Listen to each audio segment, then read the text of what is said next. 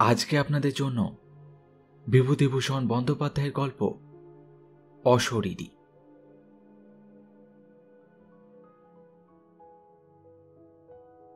নানা রকম অদ্ভুত গল্প হচ্ছিল সেদিন আমাদের লিচুতলার আড্ডায়, কিন্তু সেসব নিতান্ত পানসে গোছের ভূতের গল্প। পাড়াগাঁয়ের বাঁশবাগানের আমবাগানের গেঁয়ো ভূত, সাদা কাপড় পরে রাত্রে দাঁড়িয়ে থাকে, ওসব অনেক শোনা গেছে। ওর বেশি আর কেউ কিছু বলতে পারলে না। এমন সময় শরৎ চক্রবর্তী আড্ডায় ঢুকলেন। তিনি আবগারি বিভাগে বহুদিন কাজ করে সম্প্রতি অবসর গ্রহণ করেছেন। 60-এর কাছাকাছি বয়স। এখন তান্ত্রিক সাধনা করেন। ঠিকুজি কুষ্টি বিনা পয়সায় করে দেন। কোন রত্নের আংটি কার ধারণ করলে কি সুবিধা হবে তাও ঠিক করে দেন। পরের বেগার খাটতে ওনার জুড়ি মেলা ভার। লোক অতি সজ্জন, সকলে মানে এবং শ্রদ্ধা করে। অনেকে ওর সামনে ধূমপান পর্যন্ত করে না। শরৎবাবু ঢুকে বললেন, আরে সবাই আছে দেখছি, তা কি হচ্ছে এই বাদলার দিনে? শ্যামাপদ মুক্তার বললে, আরে আসুন আসুন চাকরি মশাই, বোটের গল্প হচ্ছে বললেন কিনা, তবে জমছে না আপনার তো। শরৎ চক্রবর্তী মশাই বললেন, আমি একটা গল্প বলতে পারি, তবে সেটা ভূতের গল্প নয়। সেটা কিসের গল্প তা আমি জানি না, আপনারাই বিচার করুন। শরৎবাবুর মুখে সেই গল্প শুনে আমরা সবাই অবাক হয়ে গেলাম। স্বর্গমর্ত যেন এক সূত্রে গাঁথা হয়ে গেল সেই ঘন বর্ষার বর্ষণমুখর মেঘের আবরণকে ভেদ করে। শরৎবাবু বললেন, আমাকে সেবার হঠাৎ জলপাইগুড়ির ওধারে ডুয়ার্স অঞ্চলে বদলি করলে। আমার পরিবারবর্গ তখন ঢাকায়, তাদের ওখানে রেখেই জলপাইগুড়িতে চলে এলাম। নতুন জায়গা কিনা, সেখানে নিজে না দেখে শুনে কি করে সবাইকে নিয়ে যাই বলুন? বিশেষ করে ছেলে মেয়েরা তখন ঢাকা স্কুলে পড়াশোনা করছে। যেখানে গেলাম সেখানটা জলপাইগুড়ি থেকে অনেক দূর, ছোট লাইনে যেতে হয়। পথে চা বাগান পড়ে, বনময় অঞ্চল, কিন্তু দূরে সবুজ বনরেখার পটভূমিকায় হিমালয়ের শৃঙ্গ চোখে পড়ে। বড়ই নির্জন স্থান। আমি যে জায়গায় গেলাম তার নাম হলদিয়া। ছোট্ট জায়গা। আমি সেখানে গিয়ে সিনিয়র সাব ইন্সপেক্টরের বাসায় উঠলাম, কারণ আমার বাসা তখনও ঠিক হয়নি। সে ভদ্রলোকের নাম রেবতী মোহন মুখুজ্জে, বাড়ি নদিয়া জেলা। বেশ ফর্সা, লম্বা, দোহরা চেহারা। আমায় খুব যত্ন করলেন এবং দিন কয়েকের মধ্যেই বাসা ঠিক করে দেবেন বলে ভরসাও দিলেন। তৃতীয় দিন সকালে আমায় বললেন, বলছে কি সৎবাবু, আপনাকে একটা কথা বলি? হ্যাঁ বলুন। বলছে কি আপনার এখানে আসাটা উচিত হয়নি, ভুল করেছেন। কেন বলুন তো? ওমা, আপনি জানেন না এ দেশের ব্যাপারে? না তো, কি ব্যাপার? আরে এখানে এই বর্ষাকালে ব্ল্যাক ওয়াটার জ্বর হয় চারিদিকে। আরে আপনি তো নতুন লোক, আপনার তো জ্বর হওয়ার খুবই সম্ভাবনা। দু একবার জ্বর হলেই ব্ল্যাক ওয়াটার জ্বর দেখা দেবে, তখন কিন্তু জীবন নিয়ে টানাটানি পড়ে যাবে। এরকম এদেশের কাণ্ড, বুঝলেন কি না? তবে আপনারা আছেন কি করে? আরে সে কথা বলে লাভ নেই, ইচ্ছে করে কি আছে বলুন? পেটের দায়ে পড়ে আছি, চাকরি ছেড়ে দিলে এই পয়সা খাবো কি? তবে তো একটু সাবধানে থাকবেন সরবাবু। এবার জলটা সবসময় গরম করে খাবেন, বাইরে কিন্তু জল খাবেন না। আচ্ছা, ব্ল্যাক ওয়াটার রোগ হলে কি মানুষ মারা যায়? ভালো চিকিৎসা না হলে বাঁচানো সম্ভাবনা খুব কম শরৎবাবু। বিশেষ করে এই বর্ষাকালে যারা নতুন আসেন তাদের ধরলে বাঁচানো খুব কঠিন হয়ে পড়ে। এই দুটো কেস এই দুদিন আগে দেখলাম, দুটোই মারা গেছে। শুনেই মনে ভয় হলো, কিন্তু সাবধান হয়ে বা করবো কি? বিদেশে বেরিয়ে কত দূরে আর সাবধান থাকা যায়? যা থাকে কপালে ভেবে কাজ আরম্ভ করে দিলাম। 10-12 মাইল দূরে দূরে গাঁজার দোকান আর মদের দোকান তদারক করে বেড়াতে লাগলাম। খুব ভালোই লাগছিল। বর্ষার সবুজ অভিযান শুরু হয়েছে বনে বনে। কত রকমের ফুল ফোটে, কত ধরনের পাখি ডাকে। দূরে হিমালয়ের তুষারবৃত্ত একটা শৃঙ্গ একদিন দেখা গেল। মিচড়ির পাহাড়ের মতো ঝকঝক করছে সকালের সূর্য কিরণে। তবে রোদ বড় একটা উঠতে দেখা যায় না ইদানিং। ইতিমধ্যেই রেবতীবাবুর চেষ্টায় ভালো একটা বাসা পাওয়া গেল। উঁচু কাঠের খুঁটির ওপর কাঠের তক্তা বসিয়ে তার উপর বাংলো। কাঠের মেঝে বেশ শুকনো খটখটে এবং ঘরটাও বেশ বড়। আলো হাওয়া বেশ আছে। মনের ভয় ক্রমে কেটে গেল। আমি তখন মনে মনে ভাবি, রেবতীবাবুর এটা উচিত হয়নি। এখানকার মাটিতে পা দিতে না দিতেই অমন ভয় দেখিয়ে দেওয়া কি ঠিক কাজ? কিন্তু কেন করলেন এটা রেবতীবাবু সেটা বুঝলাম না। তার কি অন্য কোনো মতলব ছিল তা আন্দাজ করতে পারলাম না। এখানে আমার এক ব্রাহ্মণ আড়তালি জুটল, নাম দিগম্বর পাড়ি। লোকটা অনেকদিন থেকে সেখানে আছে। রান্না করতো খুব ভালো। সে হাট বাজার রান্না বান্না সবই করত, কোনো অসুবিধে ছিল না। মাস দুই পরে সেবার বামনাপাড়া নর্থ বলে একটা জায়গায় আবগারি তদারকে গেলাম। সেটা একটা চা বাগানের পাশে ছোট্ট বাজার।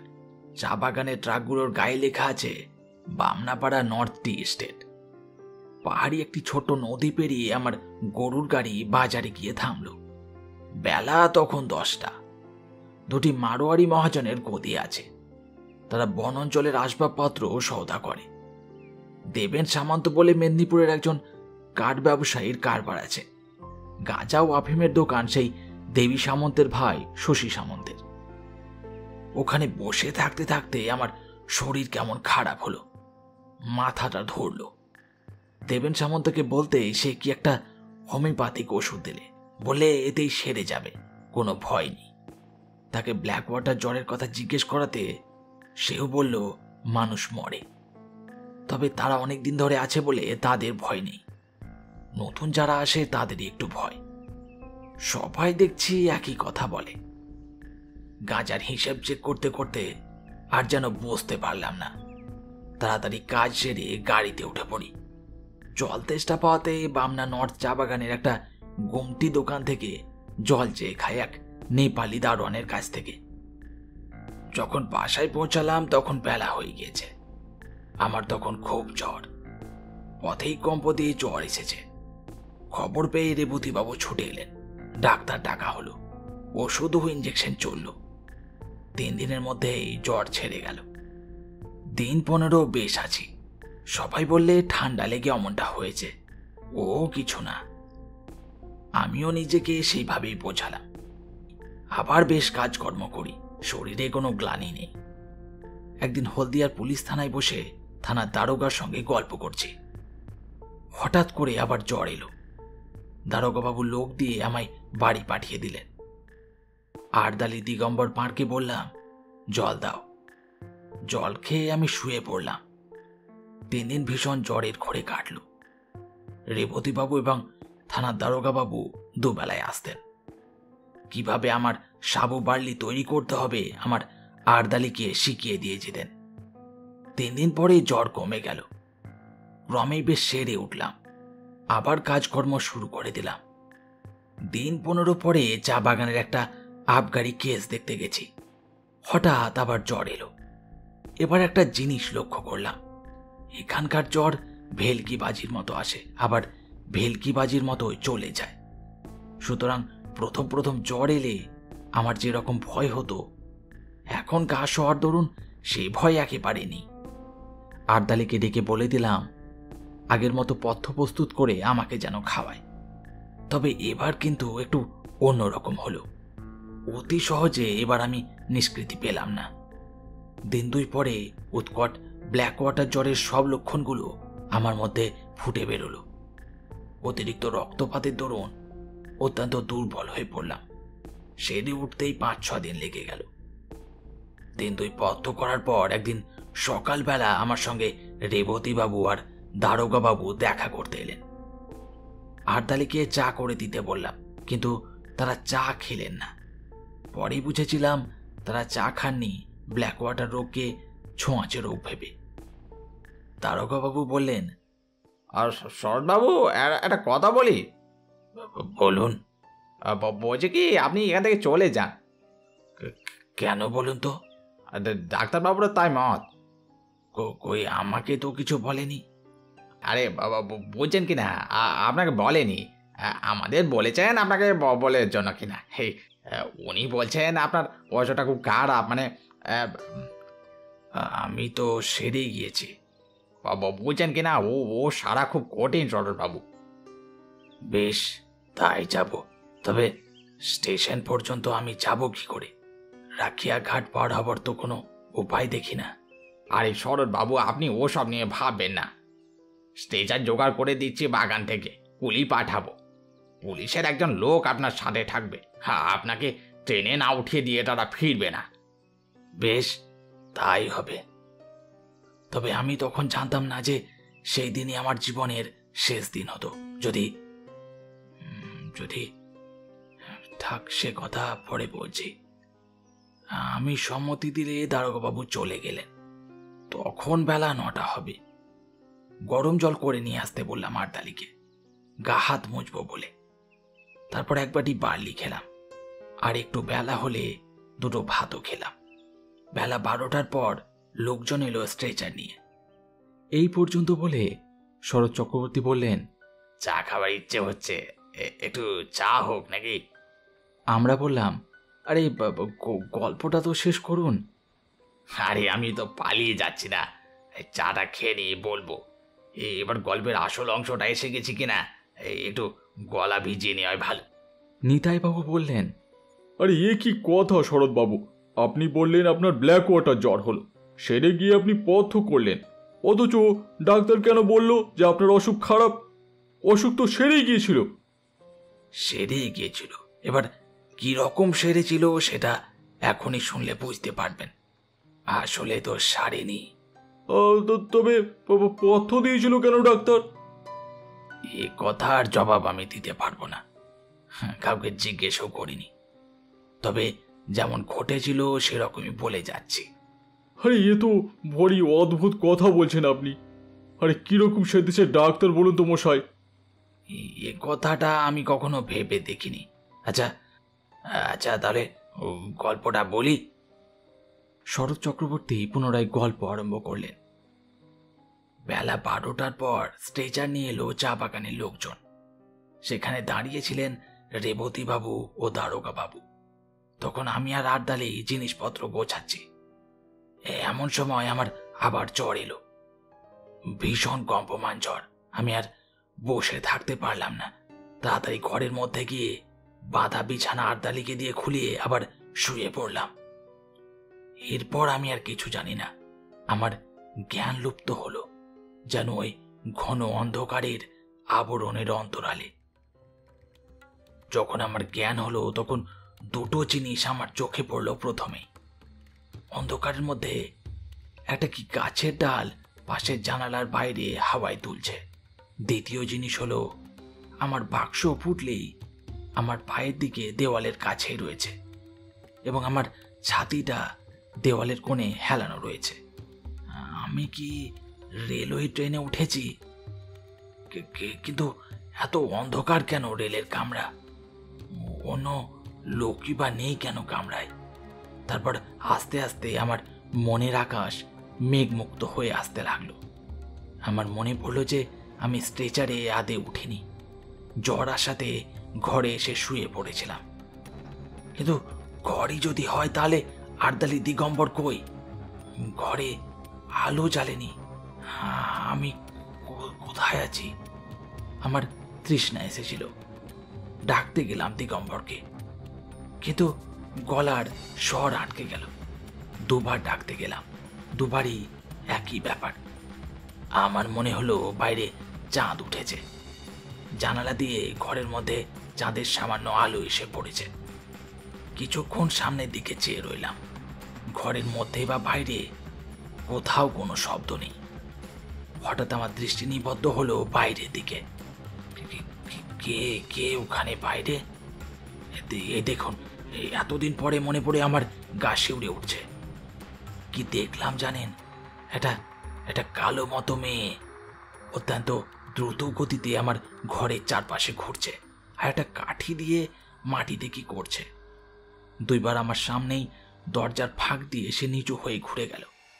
তিনবারের বার মেয়েটি হঠাৎ মাথা উঁচু করে আমার দিকে তাকিয়ে আমাকে ইশারায় ঘরে যেতে এবং ঘুমোতে বলল। অতি অল্পক্ষণের জন্য মেয়েটিকে চোখের সামনে দেখলাম, তারপর সে ঘুরে গেল ওদিকে। আমার আর জ্ঞান রইল না, ঘুমিয়ে পড়লাম কি।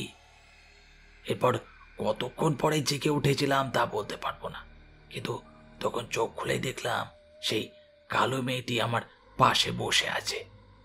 তার বয়স 18-র বেশি হবে বলে আমার মনে হলো না।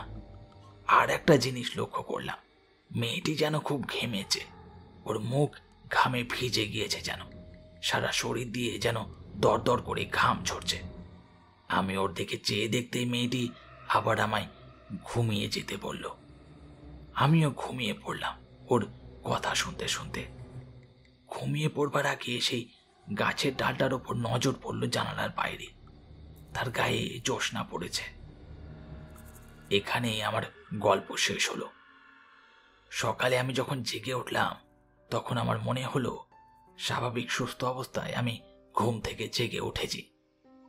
আমার শরীরে কোনো গ্লানি নেই, কিন্তু শরীর বড় দুর্বল, বিছানা ছেড়ে উঠতে পারলাম না।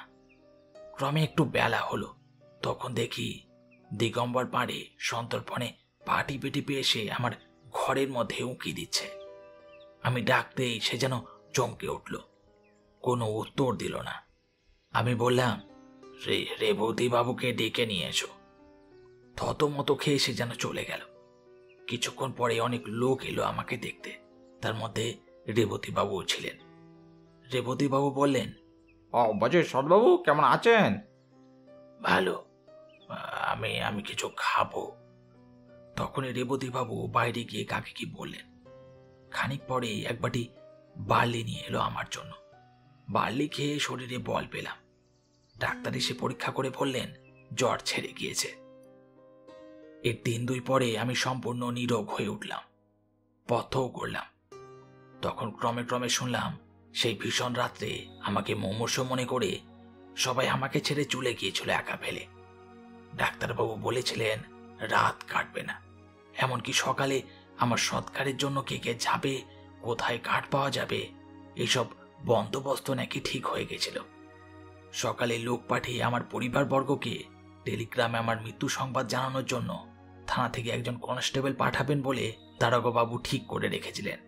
অথচ সেই নির্বান্ধব পরিত্যক্ত অবস্থায় কে আমার মৃত্যু শয্যায় সারা রাত বসেছিল, কে আমার ঘরের চারিদিকে গণ্ডি এঁকে দিয়েছিল আমাকে বিপদের হাত থেকে রক্ষা করতে। সবাই পরিত্যাগ করলেও কে আমাকে সেই অসহায় অবস্থার মধ্যেও পাহারা দিয়েছিল, এই সব প্রশ্নের কোনো জবাবই আমি দিতে পারবো না। যদি আপনারা বলেন সবটাই জ্বরের ঘোরে স্বপ্ন দেখেছি, তারও আমি কোনো প্রতিবাদ করতে চাই না। যদি স্বপ্ন হয় বড় মধুর স্বপ্ন, বড় উন্নত ধরনের উদার স্বপ্ন দেখেছিল আমার মুমূর্ষ মন, সেই স্বপ্নের ঘোর আমার সারা জীবন চোখে লেগে রইবে। মস্ত বড় একটা আশার বাণী দিয়ে গেল প্রাণে। শরৎবাবু চুপ করলেন, মনে হলো তার চোখে যেন জল চকচক করছে। নিতাইবাবু বললেন, তা সেরে উঠে আপনি হলদিয়ে আর কতদিন ছিলেন? যতদিন গভর্নমেন্ট আমাকে ওখানে রেখেছিল, প্রায় 2 বছর। এভাবে একাই ছিলেন বাসায়? না না, একা কোথায়, আমি আর দিগম্বর। তা আর কোনোদিন কিছু দেখেছিলেন? না, আর কোনোদিন কিছু দেখিনি। আর অসুখে কোনোদিন ভুগেছিলেন নাকি? না, আর কোনোদিন অসুখ হয়নি সেই রাতের পরে। ঘন বর্ষার রাত, বাইরে বেশ অন্ধকার। জোনাকি জ্বলেছিল উঠানের শিউলি গাছটার ডালে পাতায়। আমরা সবাই অনেকক্ষণ চুপ করে রইলাম। নিতাইও কিলো আর বেশি কথা বলেনি। বৃষ্টি এসে পড়বে বলে শরৎ চক্রবর্তীকে আমরা বাড়ি পাঠিয়ে দিলাম ছাতি দিয়ে।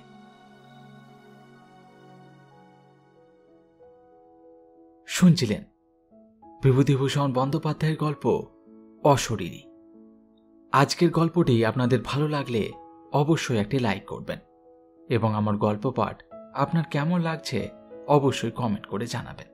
দেখা হবে পরের গল্পে। ধন্যবাদ।